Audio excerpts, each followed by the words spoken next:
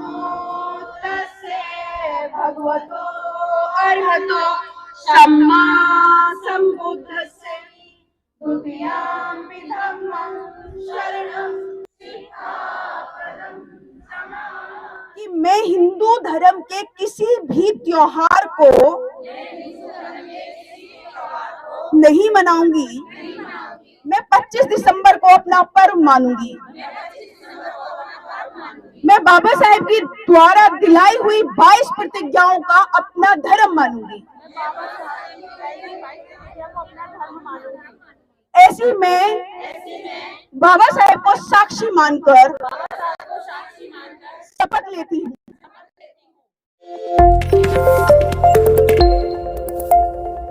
22 प्रतिज्ञाओं का सिलसिला थमने का नाम जो है वो नहीं ले रहा है। 5 अक्टूबर के बाद में से खासतौर से देश भर में विवाद भी हुआ, मुकदमे भी हुए और यहाँ तक कि कथावाचकों के द्वारा श्राप भी दिया गया, नरक सुरक का भय भी दिखाया गया। लेकिन अब मोर्चा जो है वो महिलाओं ने संभाल लिया है। तो अब महिलाओं को आप जानते हैं कि जब जिद कर लेती हैं तो फिर कर लेती हैं। हमारे साथ बहुत सारी महिलाएं हैं। आज उन्होंने 22 प्रतिज्ञाएं ली हैं और हिंदू धर्म के कोई भी त्योहार ना मनाने की कसम भी इन्होंने खाई है। आज जैसा आपको मालूम है कि दिवाली है और बहुत सारे घरों में हिंदू मान्यताओं के अनुसार राम जी के आने की खुशी में दिए जलाए जाएंगे, लेकिन उन्होंने कसम खाई है कि अपने यहाँ दिए नहीं जलाएंगे। इनसे मालूम कर लेते हैं कि ये 22 प्रतिज्ञाओं को अपना करके और राम जी का अपमान करके ये नरक में कौन कौन जाने के लिए तैयार है। क्या नाम है मैडम आपका? प्रीति। नरक से डर नहीं लगता आपको? नहीं। क्यों? बाबा साहब ने हमें इतनी ताकत दे दी है कि हम इससे खूब अच्छे से लड़ सके और इन अंधविश्वासों से दूर हो सके। बाबा साहब ने ताकत दी पढ़ने के लिए, हाँ। अफसर बनने के लिए, संघर्ष करने के लिए, लेकिन बाबा साहब ने आपको ये भी ताकत दे दी कि आपको नरक में जो है वो डर नहीं लगता, स्वर्ग में इसका डर नहीं लगता, कोई आपको श्राप दे देगा। ये तो पाखंडवादियों का खेल है और कुछ नहीं, मात्र ये सब डराने के लिए और कुछ नहीं है। और कुछ नहीं है। नहीं। ये आरोप लगता है गाजियाबाद में खास तौर से महिलाओं को भड़काने का काम जो कर रही है वो शकुन फौज जी कर रही है। ये सारी महिलाओं का दिमाग खराब कर दिया। महिलाओं ने ये करवा चौथ का व्रत नहीं रखती हैं, ये देवी देवताओं को नहीं मानती हैं, ये क्या नाम है कोई मंदिर नहीं जाती हैं। तो शकुन फौज जी इनका जो गैंग है, गैंग ही कहूंगा मैं इनको, इनकी लीडर है शकुन फौज जी। आपके ऊपर आरोप है कि आपने इन महिलाओं का दिमाग खराब कर दिया और कथावाचक आपको शराब दे देंगे। आपका अगला जन्म, ये जन्म तो खराब होगा, ये अगला भी हो जाएगा। सबसे पहले तो नमो बुद्धाय जय भीम करूंगी सभी को। और ये सारी महिलाएं, ये कोई छोटी मोटी महिला नहीं है। पहले आपको ये बता दूं, ये महिला खुद में एक अपनी प्रतिभा है इनमें, खुद में निर्णय लेने की क्षमता है इनमें। और ये ना केवल खुद को आगे बढ़ाने का काम कर रही हैं, बल्कि समाज को भी आगे बढ़ाने का काम ये लोग कर रहे हैं। तो और रही बात नरक की, तो अभी नरक की बात कर रहे थे आप। पहले तो मुझे ये समझ में नहीं आता कि ये नरक कौन गया है, जो किसने देखा है ये नरक कि नरक होता है ऊपर, स्वर्ग होता है ऊपर। लेकिन मैं ये कहती हूँ कि जितने भी ये सारे कथावाचक हैं और जितने भी ये सारे तमाम बाबा मार्केट में बैठे हैं, सबसे ज्यादा अगर नरक कोई फैला रहा है इस देश में, भारत देश में, तो ये कथावाचक ही फैला रहे हैं। अच्छा। क्योंकि ये लोग क्या कर रहे हैं कि ये लोग उनके सभाओं में भोली भाली महिला, जिनको ज्ञान नहीं है, जिनको नॉलेज नहीं है, जो जानती नहीं है, वो मैक्सिमम उनको पागल बना रहे हैं और वो उनको बुला रहे हैं। और मैक्सिमम आपने देखा होगा उनकी सभाओं में महिलाएं नजर आएंगी और वो उन्हीं महिलाओं का न केवल आर्थिक रूप से बल्कि शारीरिक रूप से भी शोषण कर रहे हैं। और इसके एग्जाम्पल हजारों की संख्या में आज रामपाल, आसाराम, राम रहीम, आसाराम, निरासाराम, बहुत सारे राम हैं तमाम जेल में, झांसाराम, बहुत सारे लोग जेल में हैं।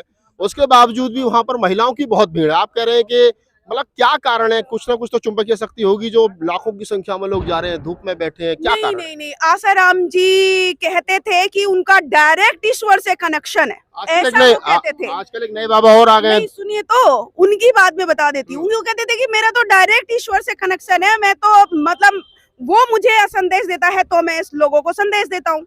लेकिन क्या उसने ये संदेश भी दिया उनके ईश्वर ने कि तुम जेल की चक्की पीसो? क्यों नहीं उन्होंने उनको बचाया? अगर उनमें पावर होती, उनमें शक्ति होती। लेकिन ये सिर्फ लोगों को बेवकूफ बनाने का एक जरिया है, साजिश है, लोगों को लूटने का षड्यंत्र है। जो बाबा साहेब ने बिगारी की प्रथा को खत्म करके 1928 में हम लोगों के लिए गोलमेज सम्मेलन से तमाम वो अधिकार दिला दिए, वो जो हमारी जेबों में पैसा आ गया, जो हम पढ़ लिए लिख लिए, उसी पैसे को वो तरह तरह के भगवान बनाकर हमारी जेबों से निकलवा रहे हैं। और हमारे लोग भोले भाले हैं, वो अपने इतिहास को नहीं जानते। और बाबा साहेब कहते हैं कि जो अपना इतिहास नहीं बना सकता, वो कभी, जो जानता नहीं अपना इतिहास, वो कभी इतिहास नहीं बना सकता।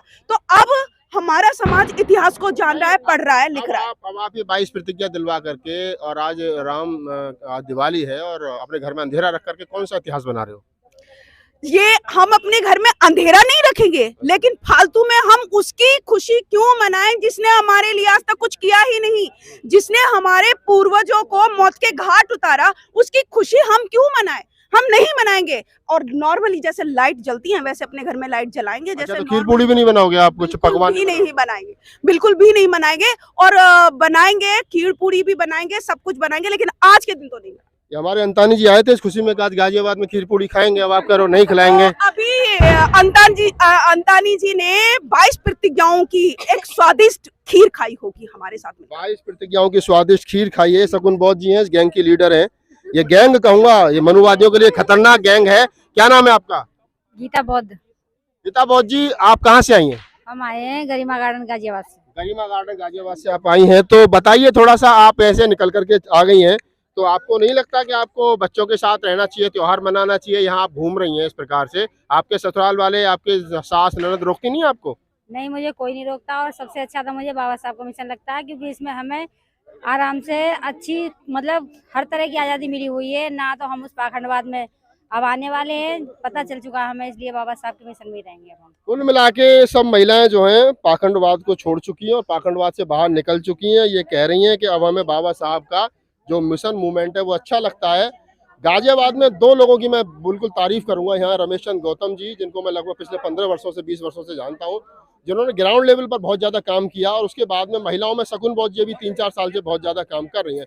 शकुन बौद्ध जी ने जो काम किया वो आज यहाँ देखने को मिल रहा है। महिला खास तौर से, जिनको ये कहा जाता है, बाबा साहब डॉक्टर अम्बेडकर की कोटेशन है कि अगर आपको ये अंदाजा लगाना हो कि समाज ने कितनी तरक्की की है, तो आप उस महिलाओं की, उस समाज की महिलाओं ने कितनी तरक्की की है, उस समाज की महिलाओं से अंदाजा लगा सकते हैं। तो जो सपना बाबा साहब डॉक्टर अम्बेडकर ने देखा था कि महिलाएं विकसित होनी चाहिए, आज वो है देखने को मिल रहा है। किसी कथावाचक का, नरक और सुरख का डर इनके मन मस्तिष्क में नहीं है। 22 प्रतिज्ञा यहाँ ली गई हैं, और सबसे बड़ी बात है कि महिलाओं के द्वारा 22 प्रतिज्ञा दी गई और महिलाओं के द्वारा 22 प्रतिज्ञा ली गई। ये अपने आप में बड़ी बात है। अगर आपको हमारा वीडियो अच्छा लगे तो उसको लाइक कीजिए, शेयर कीजिए, कमेंट्स कीजिए।